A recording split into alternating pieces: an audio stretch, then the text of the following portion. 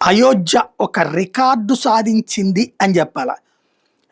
ఏంటయ్యా అంటే తాజాగా జరిగినటువంటి యాక్టివిటీలో అయోధ్యలో ఇది అయోధ్య రామాలయ నిర్మాణం జరిగిన తర్వాతన ఇప్పటిదాకా ప్రపంచ రికార్డు 62 కోట్ల మంది దర్శించుకున్నారట.